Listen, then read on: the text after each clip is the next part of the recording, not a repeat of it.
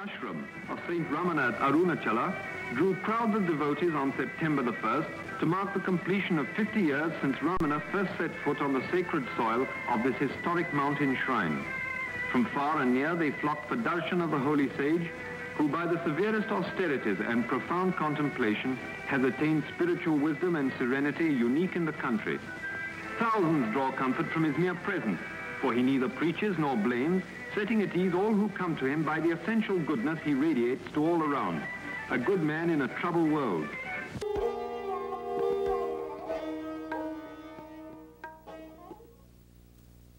He adhered to a punctual routine, which included going out for a stroll twice a day. At these times, he would walk up on the slopes of his beloved Arunachala hill, and if any attachment to anything could be said of him, it was surely an attachment to the hill. He loved it and said it was God himself, the spiritual heart or center of the earth. He seemed to never be so happy as when wandering around its slopes, and once remarked that there was not one spot on the hill where he had not set his foot. He also encouraged devotees to walk around the 8-mile circumference of the hill, as it has been well known from ancient times to be a very potent spiritual exercise. Generally, the Maharishi appeared to be indifferent, a witness to what was going on around him. Nevertheless, he was always aware of what was happening and seemed to be very particular about certain matters. First of all, he insisted that he should be accessible to devotees and visitors at all times, even on the day of his death when he had no strength to even hold his head erect. He asserted that devotees should not be prevented from seeing him. He was also very keen that visitors should be fed immediately upon their arrival, and food should be well cooked and nutritious. He participated and supervised meal preparations for many years. The Maharishi was adamant that no preferences should be given to him in way of food or conveniences. If it is good for me, it must be good for all, he would say when some special food preparation or medicine was offered him. He would then make the attendants distribute the item to everyone present before he would take it himself.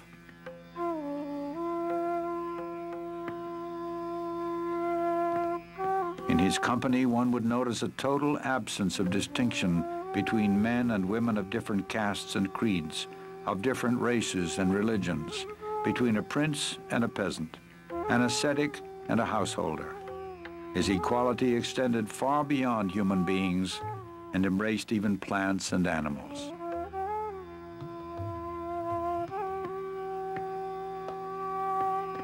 His love for and affinity with animals can be compared only to that wonderful child of Christ, St. Francis of Assisi. They all came to him, dogs, snakes, monkeys, crows, deer, peacocks, chipmunks, and cows, to name a few. Their silent language was known to him, and when he spoke, they understood and obeyed. He arbitrated the monkeys' quarrels.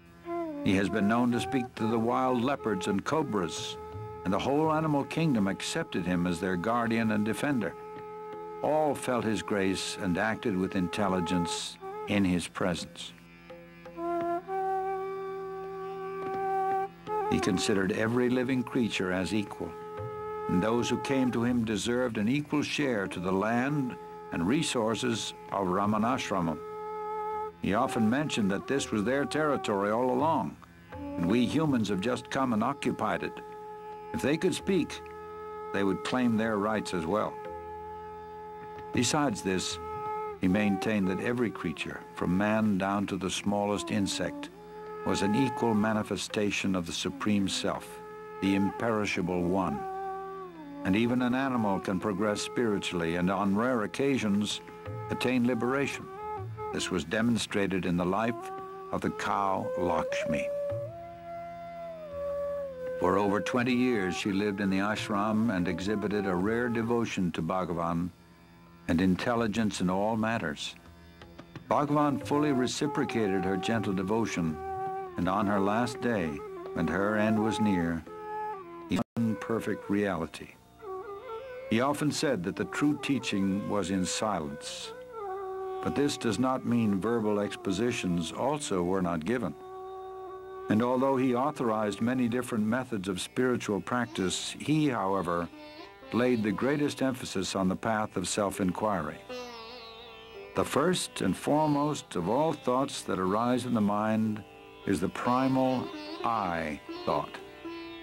It is only after the rise or origin of the I thought that innumerable other thoughts arise.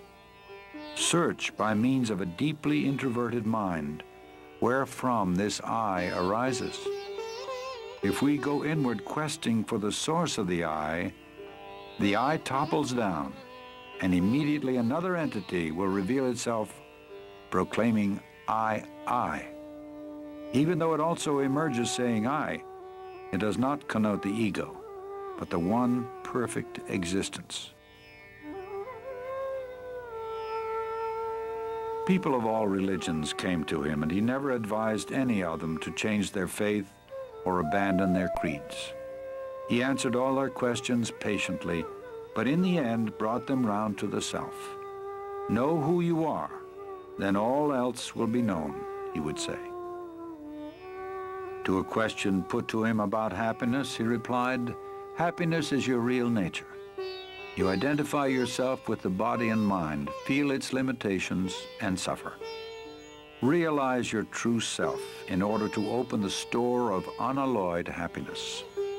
That true self is the reality, the supreme truth, which is the self of all the world you now see, the self of all the selves, the one real, the supreme, the eternal self, as distinct from the ego or the bodily idea for the self.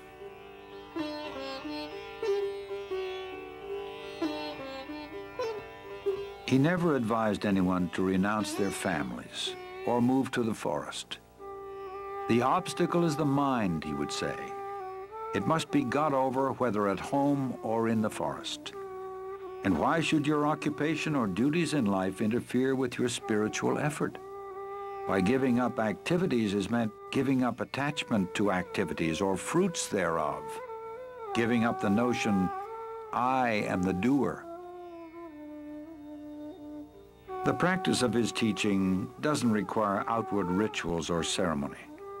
It takes one straight to the source of one's own being, which is the source from whence all religions spring and must ultimately resolve. It can be practiced by men and women of all walks of life, regardless of their environment.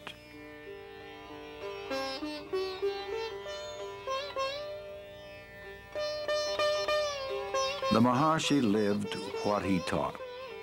In fact, his life was the most perfect demonstration of the supreme state of self-realization. And although he was fixed in the permanent state of pure awareness, his body was subject to the laws of nature. In time, it became afflicted with rheumatism and weakened with age. Early in 1949, a small nodule appeared below the elbow of his left arm. It was surgically removed. It later reappeared and was diagnosed as a malignant tumor, which inch by inch ate up the flesh of his left arm, poisoned his blood, and finally rang down the curtain on a life of immaculate purity and grace. Throughout his final year, there appeared to be terrible suffering, but the Maharishi never complained. He seemed to be indifferent alike to the existence or non-existence of the body, being almost unaware of it. Devotees, seeing his gradual weakening and ominous symptoms, expressed their agony at his impending departure. He simply told them that they attached too much importance to the body, indicating that his influence was not limited to the diseased body they saw before him. When on April 13, 1950, a physician brought him some special medicine, he refused it, saying, "It is not necessary. Everything will come right within 2 days."